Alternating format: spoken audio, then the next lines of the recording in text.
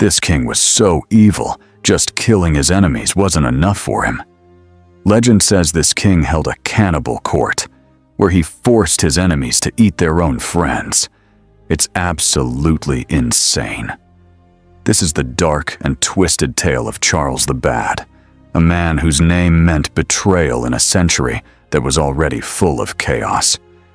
But did he really make people eat each other? Or was it the biggest smear campaign of all time? We're going to find out. The line between the man and the myth is drenched in blood. And the story of how he got his name is even crazier than the legends. Okay, so picture this. It's the middle of the 14th century, and Europe is a total mess. Everyone is fighting for the ultimate prize, the crown of France.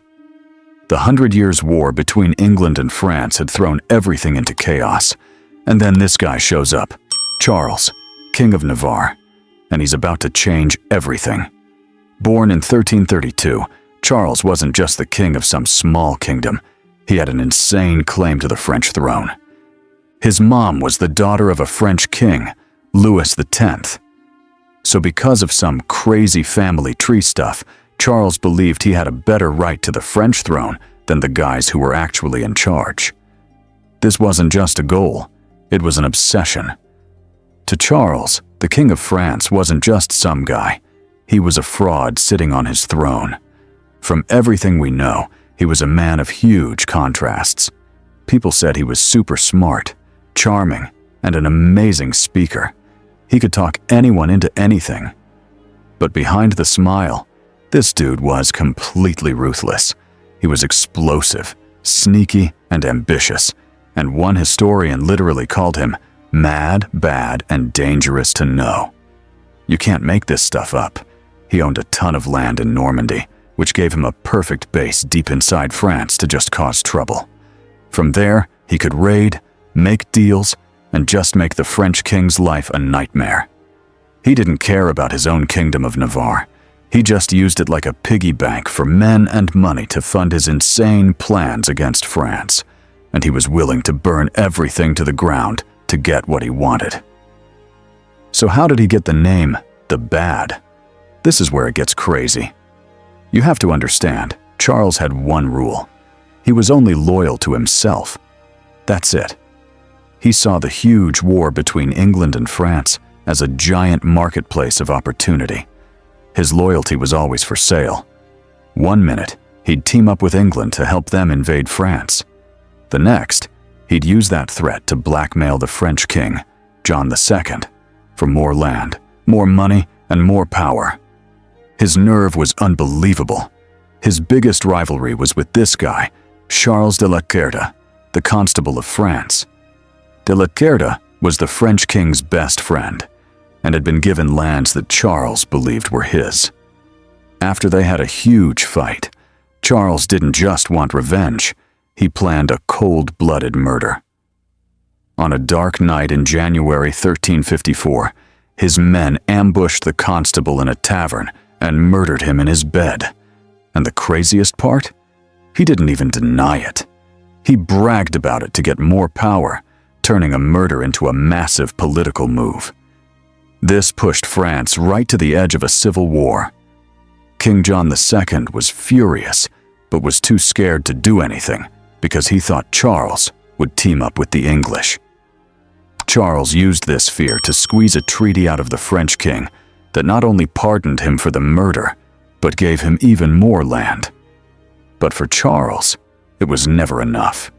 He was constantly betraying people. In 1356, King John II finally snapped. In a crazy move, the French king crashed one of Charles's banquets with armed guards and arrested Charles right at the dinner table. His closest friends were dragged outside and beheaded on the spot, while Charles got thrown in prison. For anyone else, this would be game over. But for Charles the Bad, it was just getting started. While he was in jail, the French army got destroyed in a battle, and King John II himself was captured and taken to London. France completely fell apart. The government collapsed, and the people of Paris rose up against the rich nobles. They needed a leader, so they turned to the master schemer, Charles the Bad, who then escaped from his cell. He rode into Paris acting like a hero, a reformer who would challenge the corrupt system. But really, he was just using the revolt as a ladder to the throne. He played every side against each other. One day, he's giving big speeches to the people of Paris, and the next day, he's leading an army to crush a peasant uprising. He promised everyone everything and gave them nothing but more chaos. For Charles, betrayal wasn't a bad thing. It was his ultimate weapon in his lifelong mission for power that left a trail of broken promises and dead bodies all over France. Okay, so now you know how ruthless this guy was. Let's get back to the craziest legend about him, the Cannibal Court. This story is absolutely horrifying. It paints a picture of a king who wasn't happy with just killing his enemies. He wanted to torture them mentally. The legend says in his dungeons, his rivals weren't just left to die. They were brought to a terrifying banquet. There, in a twisted joke of a royal feast, he served them meals made from their own friends. Some versions of the story even say it was parts of their own bodies. This was next-level psychological torture, designed to completely destroy a person's soul before they died. So, is it true? We looked into it, and the answer is no. You won't find the Cannibal Court in any real historical records. There are literally 0 chronicles of it, and no one at the time ever accused him of it. So where did this insane story come from? It was basically the world's most extreme propaganda. Back in the Middle Ages, calling your enemy a heretic or a witch was common. But calling them a cannibal was the nuclear option. It was like saying your enemy wasn't just evil, they weren't even human.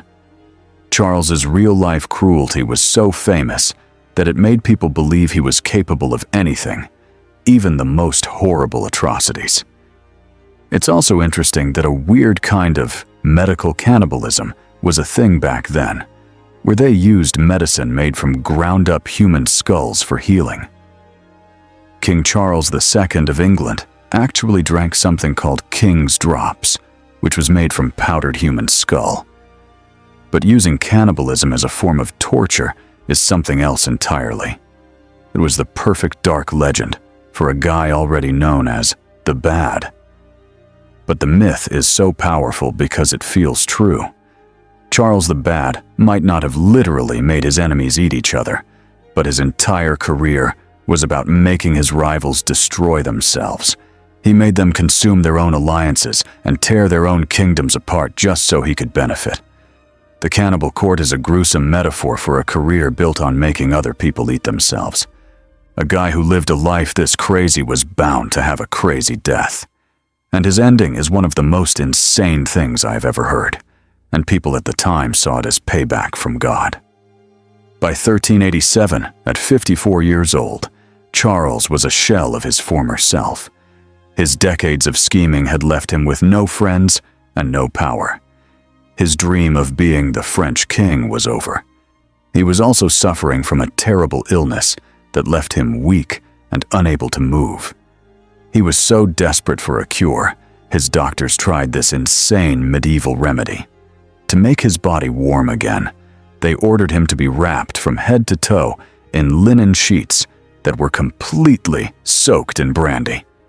Each night, they literally sewed him into this flammable cocoon. One night, it went horribly, horribly wrong. After a servant stitched the king up, she saw a loose thread. She needed to snip it off but couldn't find scissors, and used a candle to burn it away. The result was instant and catastrophic. The flame hit the alcohol-soaked sheets, and the king immediately burst into flames. His bed became his funeral pyre. A writer at the time said God or the devil made the fire catch on his sheets, and then on him. He literally became a human torch. And somehow, he didn't die right away. He miraculously survived the fire, but lasted for nearly 2 weeks in unbelievable agony, his body covered in insane burns. His death was slow and horrifying. The guy who spent his whole life starting political fires ended up being burned alive. You can't write an ending crazier than that. If you think this is the craziest story you've ever heard, subscribe right now so you don't miss our next descent into the shadows of the past. And comment below who is the biggest villain in history we should cover next. So, at the end of the day, who was the real Charles the Bad? Was he the cannibal king from the legends, or just a super brilliant politician who was more ruthless than anyone else? He wasn't a real cannibal, but the stuff he actually did was just as destructive. He was a political arsonist, the ultimate troll who loved instability and used the 100 Years' War as his own personal playground. His betrayals were legendary, his schemes were unmatched, and because he had absolutely no morals, he was one of the most dangerous men of the 14th century. He never got the crown he wanted more than anything, but he left a giant, bloody scar on the history of France. The Cannibal Court legend survives because it says something real about his character. It's a powerful story about how wanting power can totally consume a person, and how a reputation for being evil can twist a real man into a monster. Charles the Bad makes you wonder where the line is between a smart ruler and an evil one, and how history remembers its greatest villains, as men or as the monsters they're made out to be.